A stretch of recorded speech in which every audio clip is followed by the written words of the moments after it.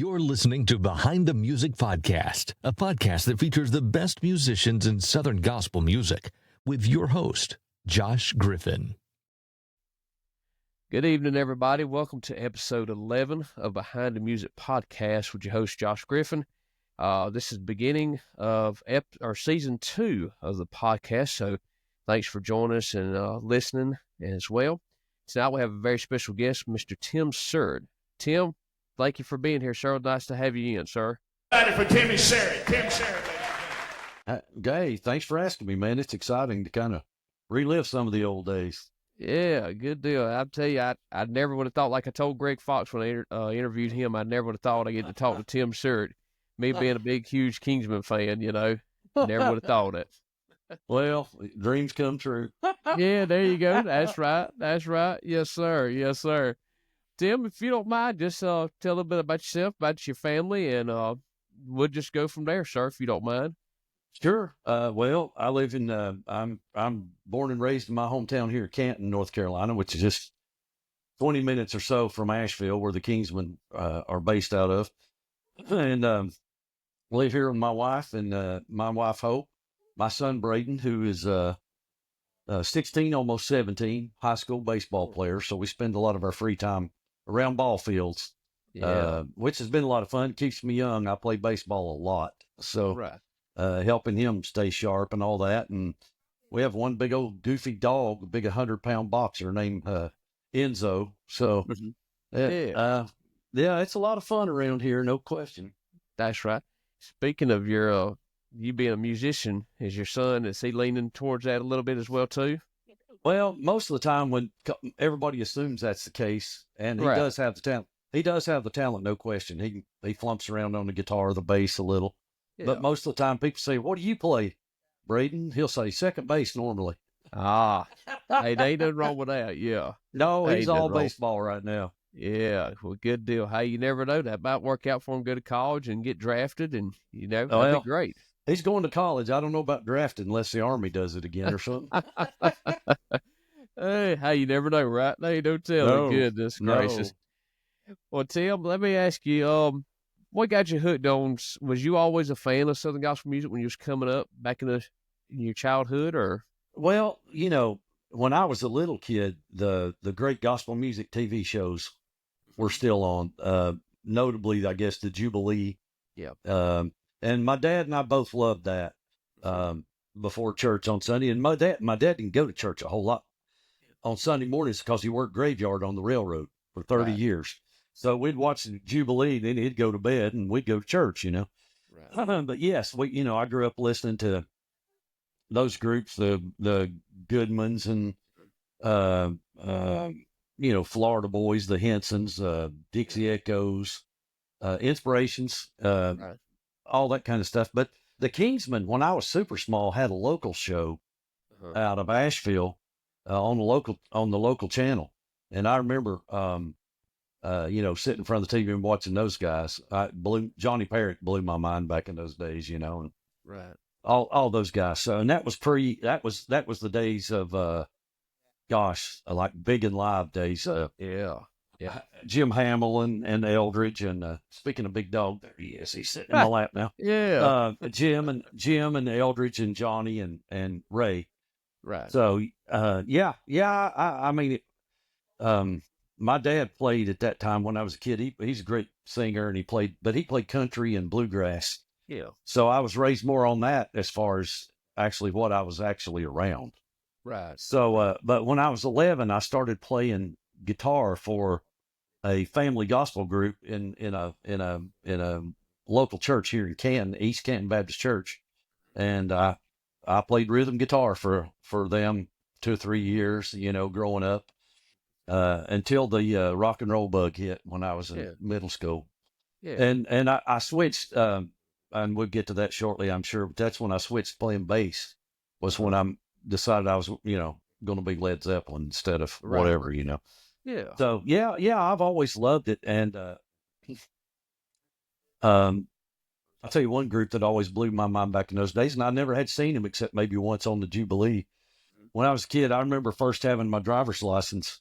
I would, I'd have a cassette of Zeppelin or the Eagles or somebody in my vehicle.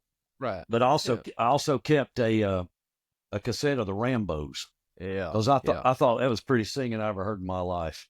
Right. And That's right. to this day, I hadn't changed my mind a whole lot. Right. But yeah, I've always loved that music, and it's a long story about how I ended up back into the gospel music. When I was a senior in high school, one of my dad's old friends had a quartet here locally, and he called my dad and said, "I hear your son plays bass." I'd been playing bass in the local black church, Pleasant Right. Grove Baptist Church here in Canton, so I played bass for the black folks there for a while, and ended up playing the bass for that quartet, and got reintroduced as a senior in high school to the Kingsmen. I couldn't believe those guys were still singing. I said, "You got to be kidding me! Is that the same guys?" Yeah. And Goodness. and they were friends with the group I was playing for here in Canton, and that's just kind of how it snowballed. Gotcha. Goodness gracious. That's pretty neat. I guess when you just born and raised up there in that area, you just kind of, I guess they just been there your whole life. And like where I live at in South Georgia, they come around every once, Oh, down yeah, here a sure. good bit, but that's, Yeah. you just kind of, everybody knows them maybe and just know who they are and just like, well, okay, well, we'll go hear them, whatever. But yeah, that's Well, pretty up cool. here, where I live here in Canton, is kind of I'm closer to Asheville, but it's right between Asheville. You had the Kingsmen on the east side, the Inspirations on the west side. And 10 minutes from here was a primitive quartet. Yeah. Who my dad was great friends with. Reagan Riddle laid the block on my mom and dad's house when I was a little kid. He's a rock mason and a block mason. Oh, So, okay. and my dad had played music with Norman Wilson, played some bluegrass and stuff. Right. So I was immersed. It was all around here. And the bluegrass and old timey, mountain music, which is still a big deal here, it was everywhere. So it was all the time of some sort. That's right. That's right. Goodness. Well, speaking of that, with the Kingsmen, I guess they called you, or they knew you and called you, but was there like an audition or anything like that? Not really. I'll tell you why. Yeah. I was playing with a quartet here and out of Weaverville, which is the other side of Asheville, and I got called from a group. I was about, I don't know, 19, 20 years old by then maybe. Yeah. And got a call. We played out in Texas a lot, and there was a group out there that asked me to produce a record for them. I'd never been in studio, but maybe once or twice. Ah, okay. Yeah. So, and it ended up being Here Studios, which is now Crossroads. Yes. Yeah. All these years later. So, the first record I really ever played on seriously, I produced that record, and the guys, Mickey Gamble, who still is at Crossroads all these years later, took my number, and he called me later and he said, "We want you to be the house bass player at this studio." Yeah. And so that became a normal thing with me. And then I met Anthony Berger. Yeah. And me, Anthony Berger, Tony Kriesman, the great drummer, Yeah. played on hundreds and hundreds of records. And when that quartet kind of decided not to travel anymore, by then I'd met Eldridge, and Eldridge was producing tons of records. Right. And I was playing on them. Me, Anthony, David Johnson, the great musician who I played 2 days with last week in the studio, Okay. and Tony Kriesman. We played on all records that Eldridge brought in. Yeah. And when that quartet kind of stopped singing, he said, "You still want to play?" And I said, "Yeah, I still want to travel some." He said, "I hear Squire's looking for somebody." And so he just picked up his phone and called Squire Parsons. And he said, "Squire wants you to meet him tomorrow." And I went and met him at another studio and left with him the following day. And I guess long story short, I auditioned for the Kingsmen over a lot of records, playing with Anthony and Eldridge. And Eldridge always told me, said, "Man, one of these days," because I also at that time, like we'd played the tracks for whatever the group or the soloist was on Monday, and they would do vocals on Tuesday, and then we would come back, me and some other folks, and sing background vocals. So he had heard me sing a lot. Yeah. And he had always said, "If anybody ever leaves Kingsman, you just get ready." That's I was right. like, "Well, just let me know." But in the meantime, it was me and Squire and Ernie Haas Yes. And a great bass singer by the name of Joe Fowler. And those were Yep. precious times. Precious That's right. times. I remember running across a video on YouTube. I never knew that Ernie Hall sang with Squire. He I've was there always when I got there. That's right. And always seen the videos of Arthur Rice with him and Ernie Yeah. Phillips and, of course, Mr. Joe as well. But then I seen you as well. I said, Lord, I never knew that combination, but that's pretty neat. And it sounded really good. It was good. For about a year and a half, it was a Squire, of course, and me and Ernie. And Joe was hired as a Joe Fowler. I just talked to his wife last week. Joe's gone now. Right. But Joe was hired as a bus driver. And he did that, but he's a crackerjack bass singer. He was an excellent bass singer. So we ended up, Squire started, let's do some quartet singing.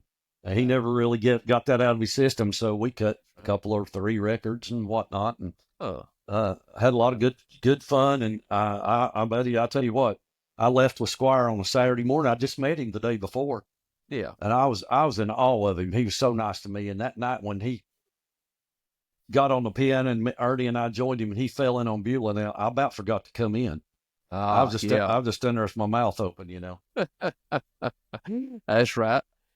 I will never forget a couple of years ago on Facebook. I don't know, maybe a little bit longer now. I can't remember exactly, but Mr. Joe Fowler, he sent me a friend request. I was like, what is he sending me a friend request for? You know what I'm saying? I was like, what in the world? I was like, my gracious, what in the world? Who am I, Yeah, Joe Fowler was a jewel of a guy, maybe the funniest man I ever met. Buddy, I spent many an hour riding shotgun for him in that bus. That's right. Driving that Black Eagle that Squire had back then. He was an absolute jewel in my life. Goodness. Speaking of Squire, right quick, I met him on the 2015 Scenic Sea Cruise, first one I ever been on. And that was a giant of a man. I was like, my gracious, he's so tall, just as nice. No, my dumb self, I should have got a picture made with him, but I didn't. I didn't think nothing about it. Well, I tell you, it was a whirlwind that first weekend. I played with him somewhere in Georgia on Saturday night, and somewhere on Sunday morning, and they had a Sunday night too. But Eldridge told Squire, he said, Tim can go with you, but he's mine on Monday morning. And Squire said, all right. But Squire said, I'm playing at the Blue Springs Valley for the Singing Echoes on Monday night, and I need him over there. So Squire said, I'll tell you what, Tim. He said, we were in Chattanooga that Sunday morning. He said, if I fly you home, will you drive back over there to Cleveland, Tennessee and play Monday night? So I did. I played the Saturday night and Sunday morning with Squire, flew home from Chattanooga, played the session Monday, and then got in the car and drove over there. I remember my dad went with me and sang with Squire for the Singing Echoes that night. I hadn't thought of that in years. Goodness. That's cool right now. Yeah. It was exciting. That's right. Goodness. Speaking of your time with the Kingsmen, of course, while we're right here at it, might as well mention back in 91 when it was released, Wish You Were Here. What a great song. And I'm not sure who the songwriter is. After all these years, I never really looked up, but how did y'all come about with that song? It was 2 guys that I know very, very well. One of them's gone now, Michael Williams, and our friend Jim Stover, who's worked at Crossroads in the radio promotion in the gospel side for years and years. They co-wrote that song. And Michael was a big friend of Eldridge's. He was a friend of the Kingsmen. And he'd been trying to pitch songs to Eldridge for years, and Eldridge just tell him they're not too good, Mike. And but Michael's parents both passed away within a short time of one another. And we were sitting around. I'll never forget, we were in Eldridge's office over there at the record company studio one day. Michael said, he said, I don't want mom and dad to come back from heaven. He said, that would be selfish. But he said, boy, wouldn't it be nice to get a postcard once in a while? Yeah. And Eldridge just looked at him and said, that's a song you've been trying to write for 25 years. And a few weeks later, they came in with that song. We're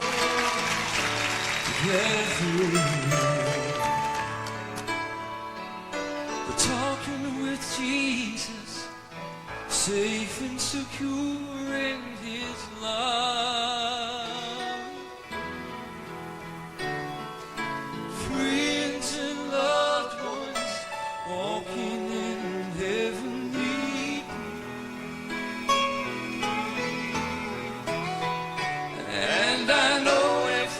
they talk to me now, here's what they say to me.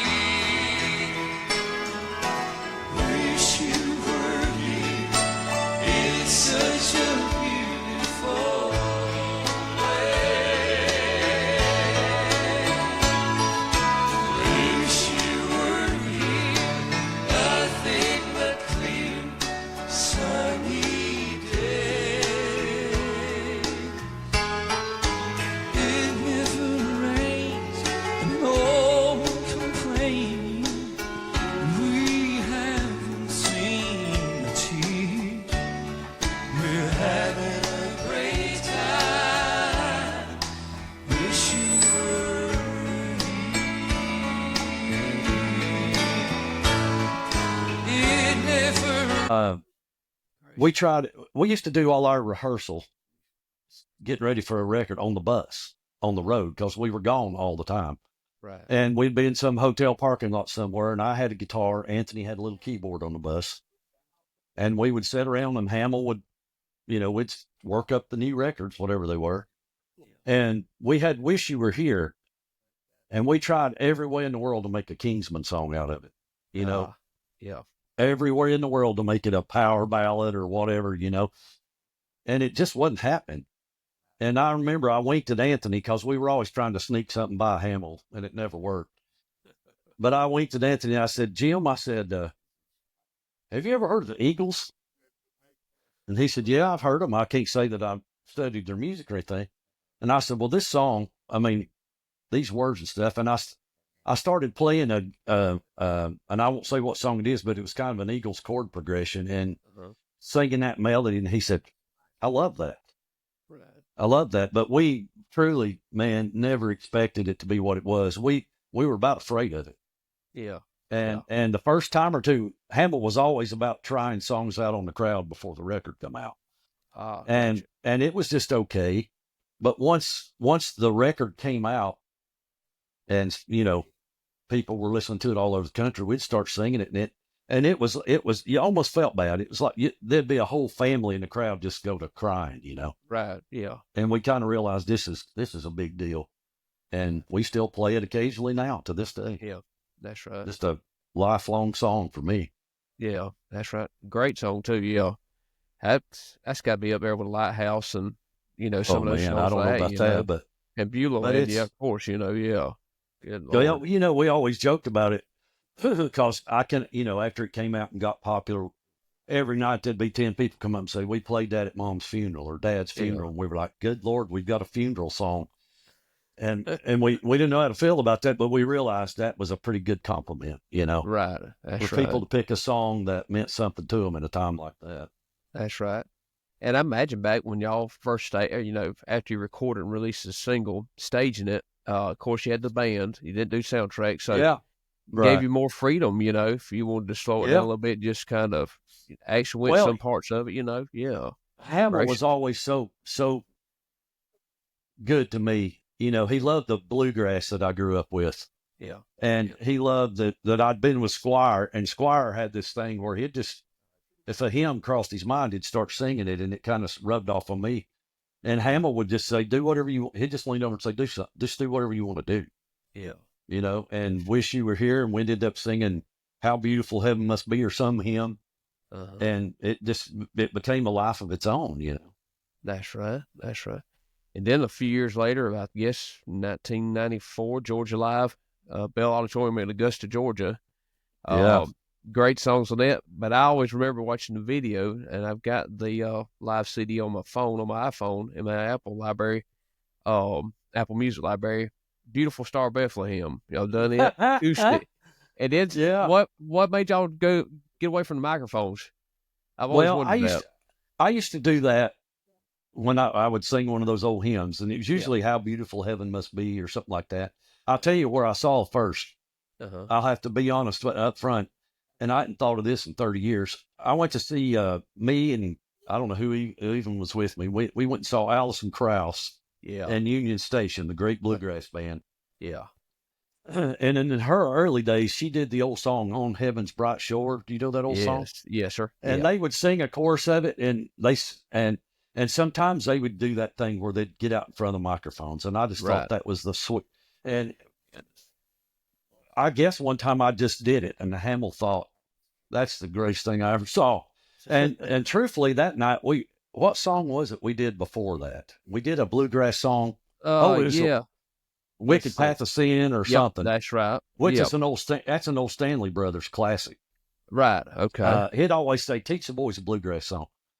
But when it went over like he did, he said, man, and that Beautiful Star of Bethlehem was not on the program that night. Really? Okay. And Hamill said, Gotcha. do Beautiful Star of Bethlehem. And we fell in on it. It turned into a shout fest, Right. Yeah. which was glorious. That's right. And that's how that happened. It was just Hamill. That's right. I'll have to admit, I'm not a big fan of Christmas music myself personally, but that's probably my all-time favorite Christmas song. And then when the Kingsmen do it, that just makes it even better.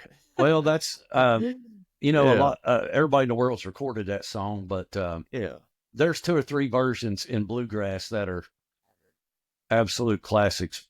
Ralph Stanley did it when Keith Whitley was a teenager and was his lead singer. Yeah. And it's a fabulous version. Emmylou Harris did it with Ricky Skaggs, just a lot of folks like that. Goodness. So that's kind of where it came from. And as a sidebar here, I got to admit, I guess I heard it this year during Christmas music. Authentic Unlimited. There's a new kid in town. I love that. Yeah. I was like, that's There's a a great new kid in town. That one. Yeah. And he's like, y'all could probably do that as well. I mean, well, it has been done. One time I played that on the Grand Ole Opry with Brad Paisley 100 years ago. Wow. Yeah. Okay. We went upstairs at the Ryman Auditorium when they were doing the Opry there over Christmas and worked it. It's one of those deals where he didn't bring his whole band like some of those Opry people do. Right. And we ended up going in the dressing room and working that up and played it on the Opry. I knew that song. Yeah. Goodness. Wow. Yeah, that's a great song. That was a new one to me this past Christmas season. Yeah. Goodness gracious.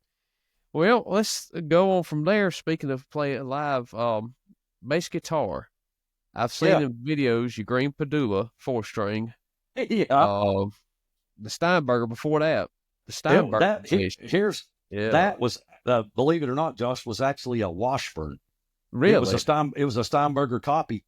Okay. And I'd been playing. I was pretty young then. I had 2 or 3 different ones.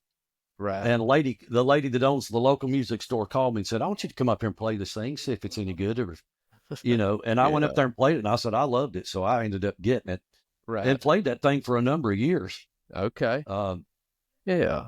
Good. That was a Washburn. I don't remember what the model was or anything, but it's a pretty good bass. Oh, Nick Succi. You remember Nick Succi, don't you? Oh, I love Nick. Yeah. Yeah.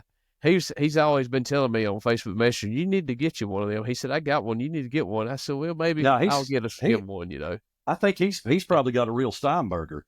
I think so. He sent me a picture of it one time on Facebook Messenger. I said, my gracious. Yeah. Yeah. Nick's a good player, man. But his dad's a good player. Yep, but, that's right. Yeah, that was a Washburn, and I played it for a number of years with those guys. Gracious. And I think, of course, with the acoustic guitar, I know you had a Takamine, I think. I did. We ended up one time in, where was it? Cincinnati, Ohio. I'll tell you how that happened. Okay. I hadn't played guitar in years. Years. Because when I became a bass player, I became a bass player. Right. I didn't even own a guitar at the time. Yeah. And we were playing Cincinnati, Ohio, Landmark Baptist Temple, which is an enormous church, on a Friday night or something like that. Well, Anthony Berger's wife was expecting their first son, AJ. And we were, a couple hours from leaving the hotel to go to the venue, that big church.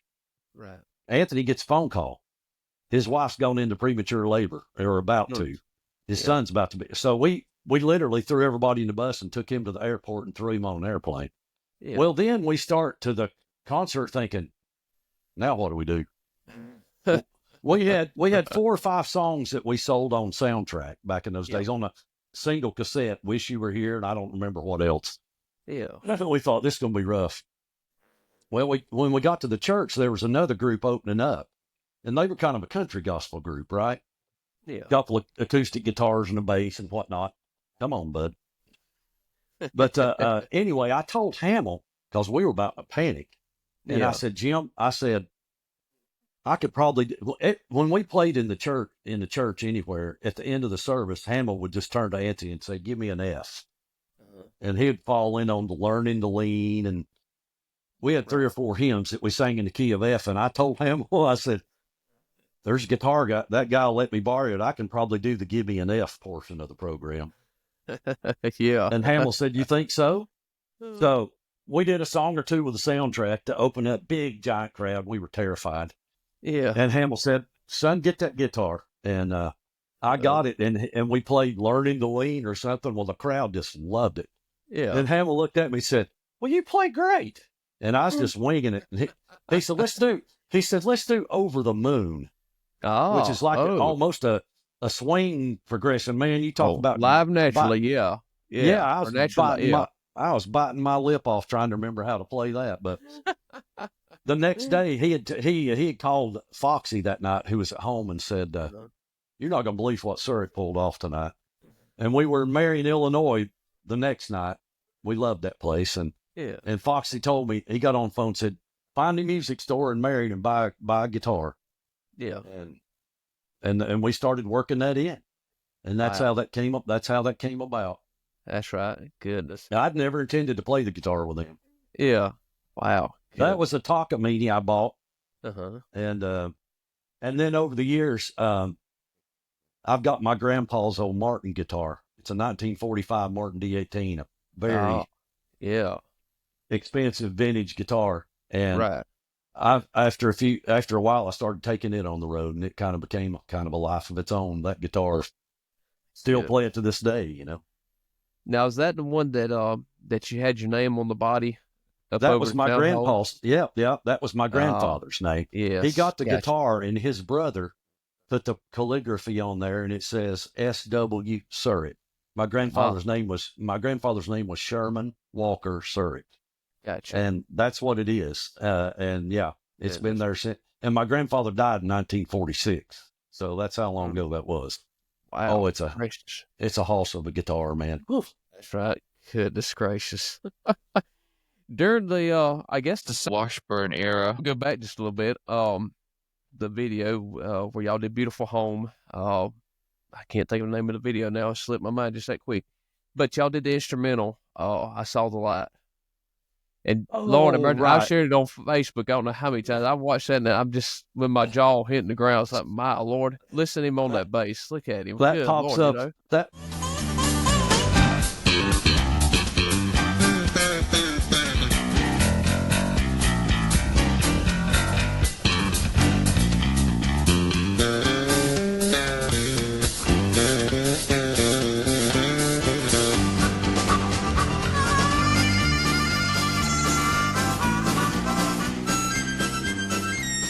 pops up once in a while. That was in I don't remember the name of the video, but it was in Orlando.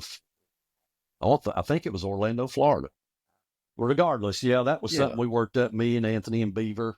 Yeah. And Greg, of course. You talk about terrified. You know, back in those days, you played the drums in a church that's about half mad at you. Yeah. And Hamill said, "Greg, you take a lick too." You know, we were like, all right. So that was a good band, man, and good guys. Yeah. So that was funny. I had to practice and work up that solo because I didn't know what to do. You know, slapping and popping, gracious man. That's good stuff. Yeah. It was fun. That was a lot of fun. I don't know. I couldn't play that now if you put a gun to my head, I'm sure. I couldn't play it now, to be honest with you. I'd have to watch you do it. I probably still can't do it, but yeah. Oh, gracious mercy. I might try, but can't do it. But And I traded that Washburn bass and 2 others for the first Padula I bought. Mark Fain had the first Padula. Okay. And we were together every weekend with Gold City and the Kingsmen. And I thought, that's the best thing I've ever played in my life. And I went and bought one and traded 3 basses for it. Okay. And I don't even remember what went with that Padula. I sold it to somebody. Yeah. That was a great bass. Oh, I remember. Oh, I tell you what. I remember when that Padula came in. I ordered that bass. Yeah. It came in. In the meantime, Greg had come up with a bass that Eldridge had bought for the Kingsmen in the 70s. It was that if you've ever seen me play that old Fender Precision. Yes. Okay. Yeah. I might have played it on that Georgia Life thing. No, I don't think I did. That was a black Padula. Anyway. Okay. Yeah. That Fender Precision was a great bass. Right. A great bass. And anyway, the day we cut Wish You Were Here, that Padula arrived. It was shipped to me. And I'd had it shipped to my parents' house because I was always gone. Right. And my dad called me and said, "Hey, there's a giant box here. I think it's your bass." And on lunch break on the Wish You Were Here session, I drove 20-some minutes to my mom and dad's house, grabbed that bass, carried it back to the studio, got it teamed up, and the first song after lunch was Wish You Were Here. Really? And I turned around and said, "No." And I put the Padula down and got that Precision back up. And that's what was on that song. Right. But yeah, that Padula was a great bass. But that over time, that Precision was so wonderful. Yeah. That I ended up selling that Padula. Yeah, it was a great bass. And then after a while, I bought that black Padula, which is, of all the basses I've had, I wish I'd never sold that one. That black 5-string Padula. 5-string, yeah. I bought that thing from Kevin Hunt. I don't know if you know the Singing Hunts down there in Florida. I don't. He had bought it from Dean Hopper. I was like the third one to have it. Yeah. Goodness. And that was a Hoss bass. I just remember one time playing it on a Karen Peck record. Yeah. And we were killing it, and it was a good record. And Karen came to me and said, you know how she is. She said, "I just want you to know that bass is kicking my butt." Which was almost like swearing for her, you know. Yeah. I guess the first Padula I seen in Southern Gospel was Adam Borden had, that orange looking 5-string. Yeah, he had an orange one. Yeah, all of us, after Mark got that one, a lot of us really liked them and wanted to try them. And I loved that bass. It was a great bass, but that Fender just captured my heart. I kept it for years and years and years. I took bass lessons from Adam. Oh, what a jewel! About 5-6 years ago now. Yes, sir. Oh, yes. And, I met Adam when he was playing with a group called the Singing Ambassadors. Yep, that's right. Tim Mays and those guys from around Pulaski, Tennessee. And I met Adam. We'd been friends ever since. You've heard the story about him going to the Stamps Baxter School of Music. James Gordon Freese was advertised to be the bass instructor. Yeah. I know. And James he wasn't able to be there, and walked in, and Rob Novell was the teacher. Yeah. Yeah. And so I interviewed him. He was my first interviewer, that podcast, and then I've interviewed Rob Novell as well. And Rob said, I love Rob, sure. His first student that walked in that day was Adam Borden, and his second one right behind him was Jason Clark. I was like, my gracious. I was like, Jason, good Lord, you know? Yeah. Yeah, Jason, that's a loss, man. Yeah. Jason came to me one time, and Jason was an educated musician, you know, his family and history and all that. And he came to me somewhere one night. We were all on the same program, and he said, "I love your bass playing, man." He said, "Your lines are just so linear." And I was like, "Buddy, I appreciate that." I didn't have a first idea what he meant. Yeah. He said, "Your playing is just so linear." And I was like, I felt like Briscoe Darling's like, is he making fun of me? I don't know. That's right. Yeah. What's he mean about this? Yeah. What a bunch of good guys. Yeah. Yes, sir. Yeah, Adam, he taught me a lot about bass guitar, and I'm ever indebted to him. And then a guy here locally, lead guitar player at my church, he played years ago with Lamar Seago family. He taught me a bunch as well. Them. Yeah.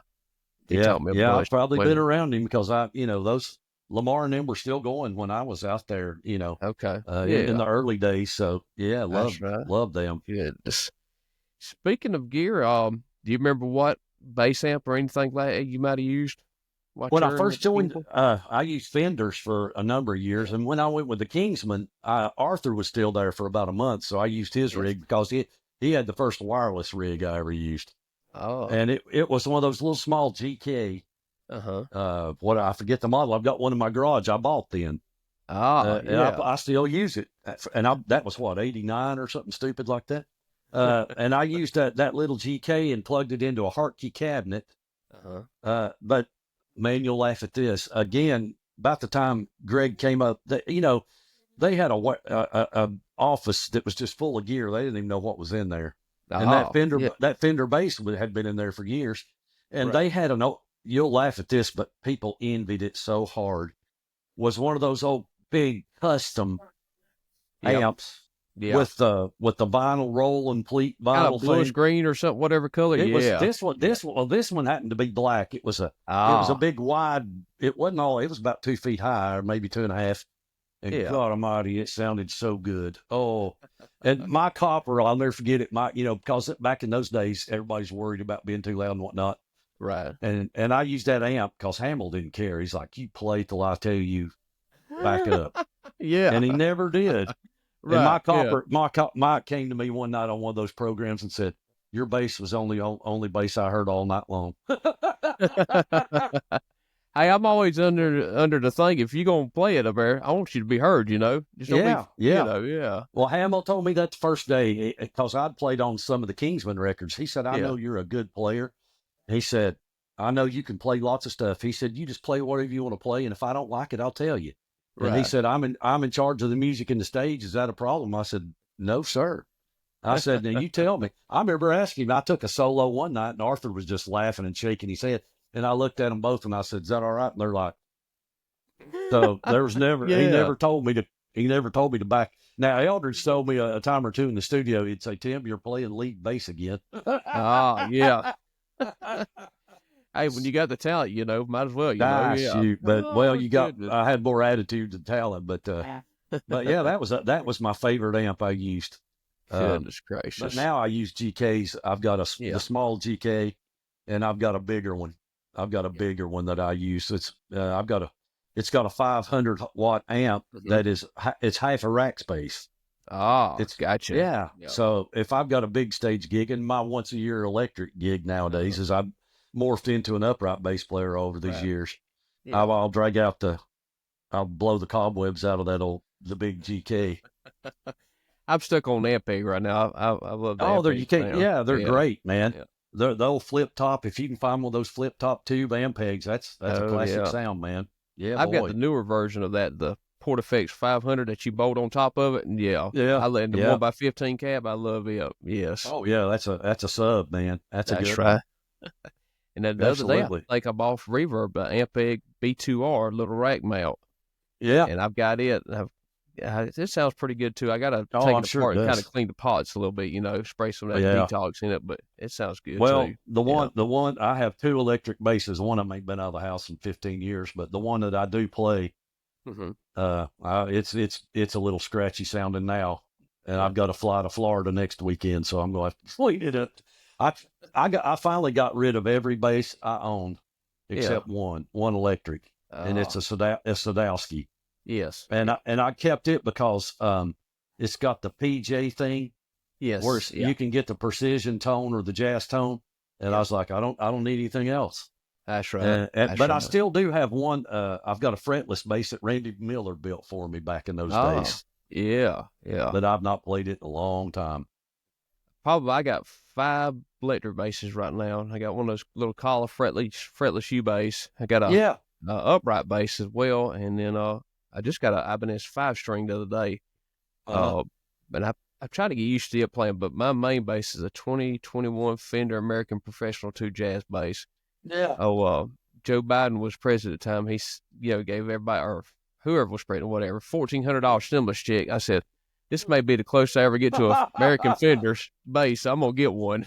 And I had that 77 P bass. Yeah, that Eldridge had bought, and he told me I'd paid him a little bit for it, and he said, I don't know why you're buying this, just keep it. And a few years later, we were playing in a church in South Carolina, and there was an old jazz bass sitting in a stand. And it was a small church, and the bass looked like it'd been drugged behind a boat. And I asked the pastor, he was a funny guy anyway. I said, I looked at the headstock, so I saw it was a 77. Yes, jazz. Okay, and I said, you ever want to sell that? And he said, brother, I'll take $200 for it right now. And I think Beaver was still there. Yeah. Beaver looked at me and I said, Pastor, that bass is worth more than that. He said, do you want it or not? I said, yes. And I went to the bus and got money. Yeah. And and after the service, he said, come with me, son. And we went down behind the cemetery and behind the church in an old shed, like with lawnmowers and stuff. And he got, I'm holding a flashlight, and he dug out the original case. It had the original pickups, pick guard, everything in it. I played that bass a long time. It was a doggone good one.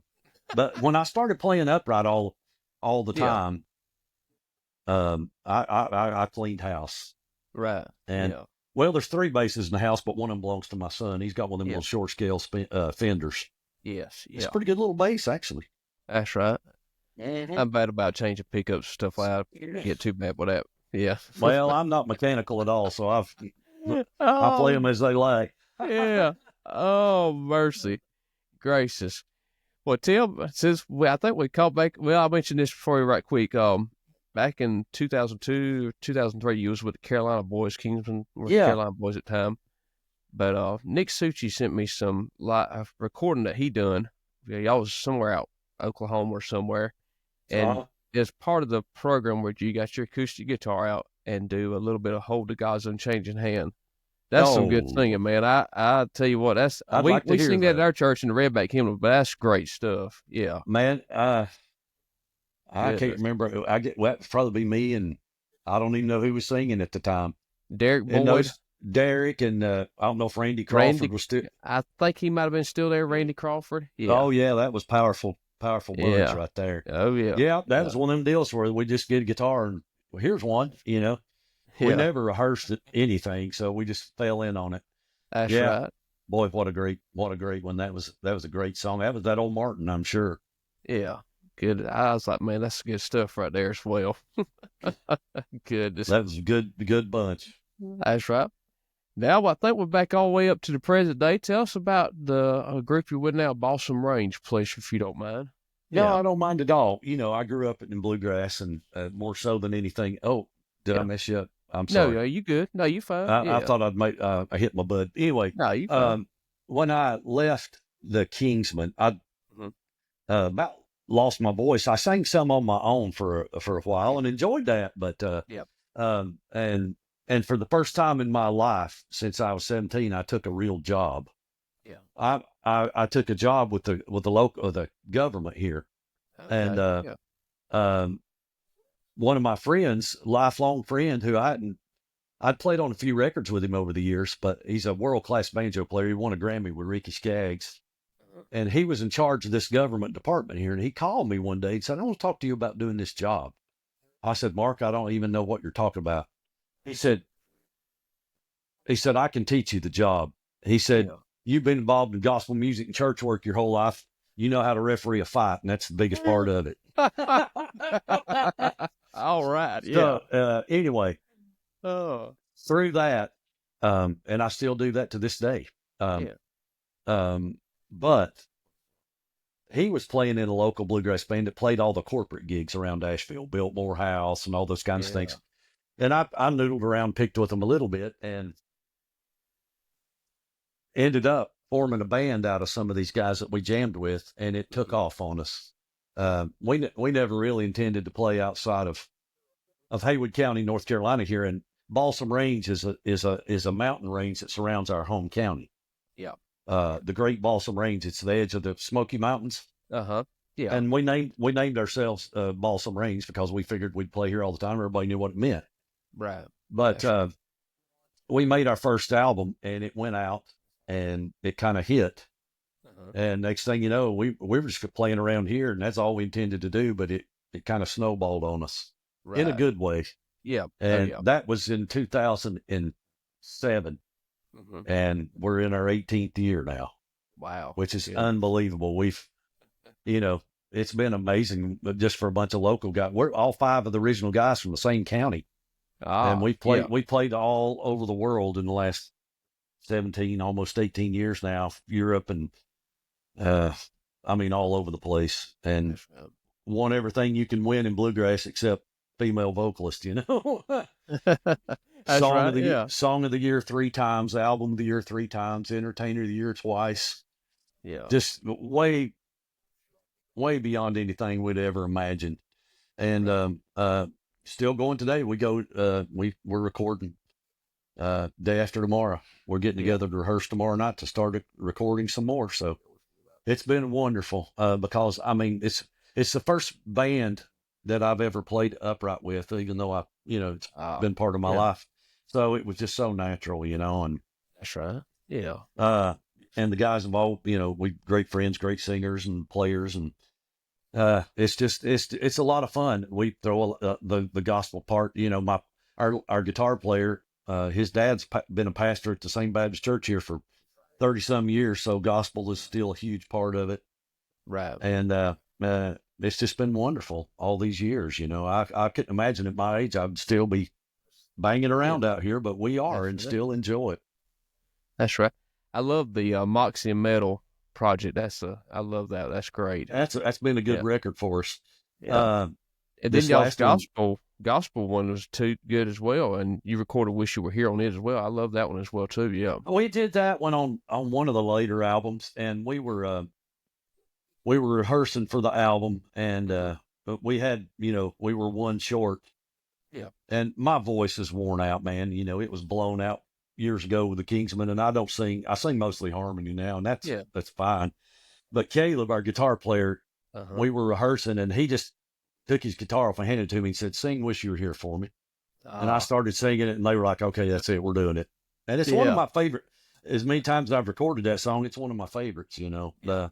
Just with those guys and the all acoustic version, kind of thing. Yeah. Oh yeah. Gracious. Yeah. Yeah, and I'll be looking whenever y'all drop something on Facebook, get on Apple Music and go ahead and stream that thing and be listening to it. Yeah. Gonna Be Moving. I loved y'all's version of that as well. Yeah. Yeah, that was Greg Fox told me Kingsman got that from Doyle Lawson, I believe he said years ago. Yeah. Yeah. He got it from Doyle. We got several songs from Doyle back then. Hamill. Yeah. For all that comedy, loved the bluegrass, man. He loved it. We'd take stuff off the Nashville Network and watch it all the time. He loved it. But Randall Hilton wrote that song, who wrote a bunch of songs for the Lewis family and different ones. But Dole's cut of that was pretty doggone good. Yeah, that's right. Grace. And On the Sea of Life, his version of that, I loved it as well, too. Yeah. Oh, yeah. That was a classic. That's right. Well, Tim, I appreciate you doing this. And if you don't mind, if you could think of one, or I know you could think of one, but think of a good road story from your Kingsman days or Balsam Range days you'd like to share, if you don't mind, or both of them. It don't matter to me, Well, when you've been out here 40 years, there's so many. Or if you got one about old cousin, Ray Dean, yeah. Ray Dean, God bless him. That's my favorite bass player. I love him. Oh, that's my favorite. He's so random. He'll just call me, about 2 or 3 times a year, I'll just get a call at midnight on a Friday night. What are you doing, cuz? I love him, man. I enjoyed it. Yeah. And I was proud to be with him when we got the Kingsman name back. They, 2004. The people that had made that happen called me, and I got, because, it's more information than you want.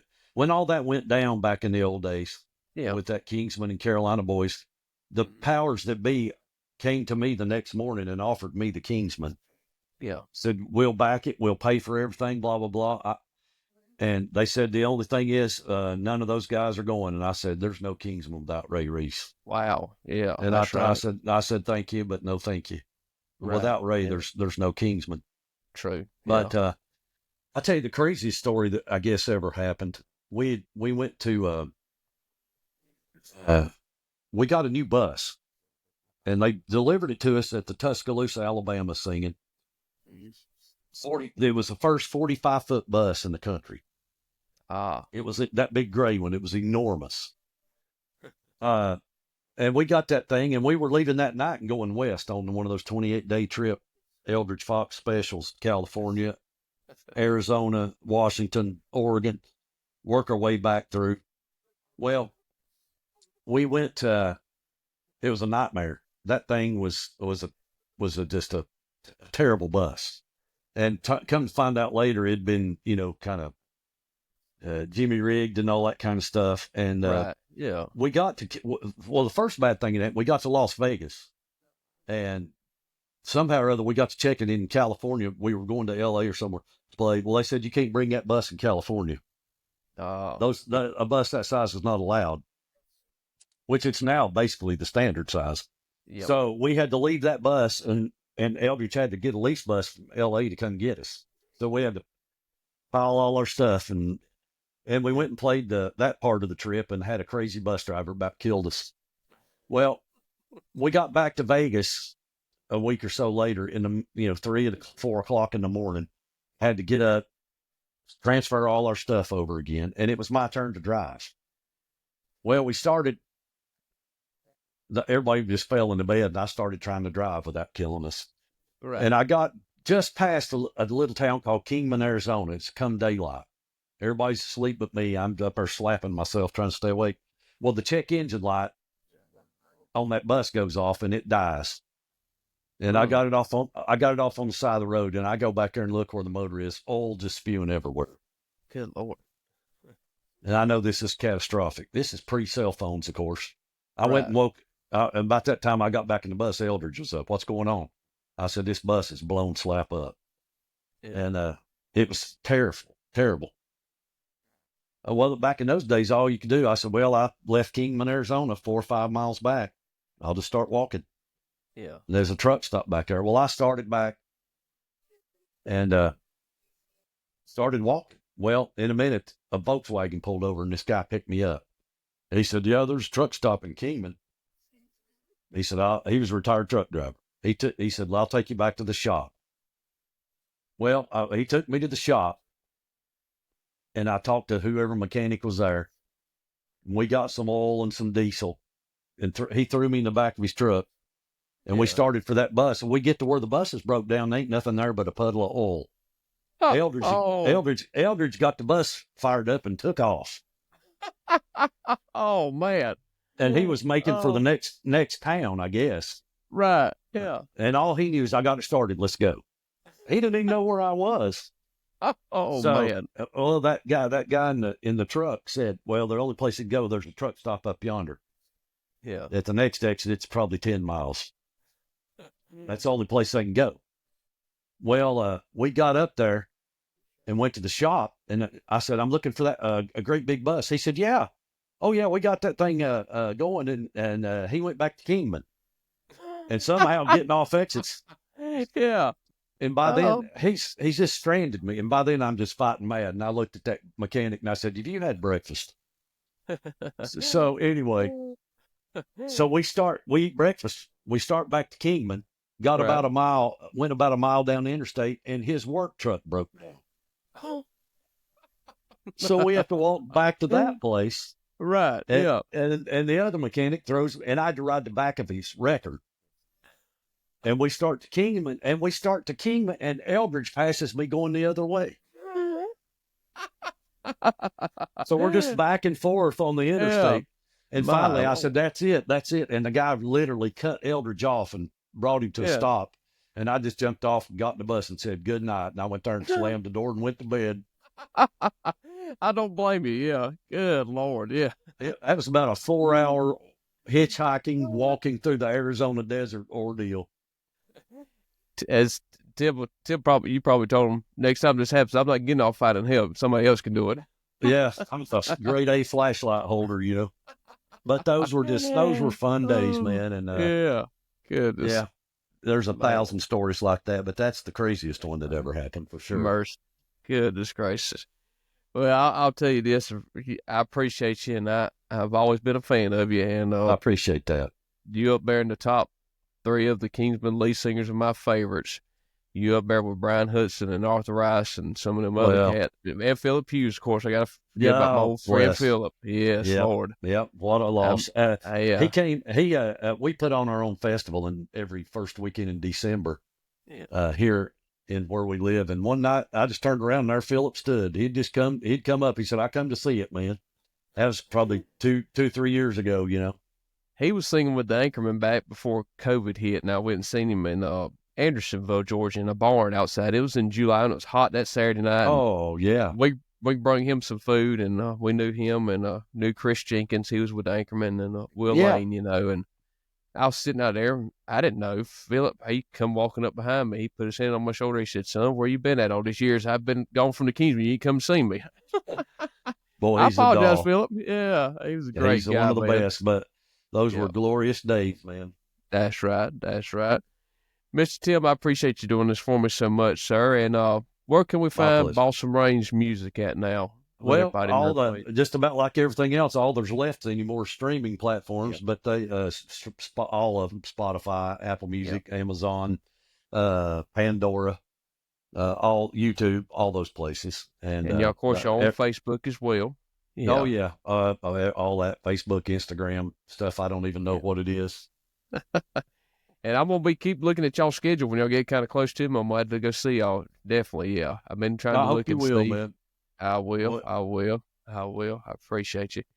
Well, thank you, Mr. Tim. Hey, this has been episode 11 of Behind the Music podcast with our special guest, Mr. Tim Surrett of Balsam Range. Appreciate you so much for listening, and like, share, and rate the podcast. And also, we're on Facebook as well. You can find us on there. Also, look up Balsam Range on Facebook, like their page, and stay in the loop with them, and stream and download and buy their music as well. Go see them when they're nearby. Appreciate y'all so much. Thank y'all. You have been listening to Behind the Music podcast with your host, Josh Griffin.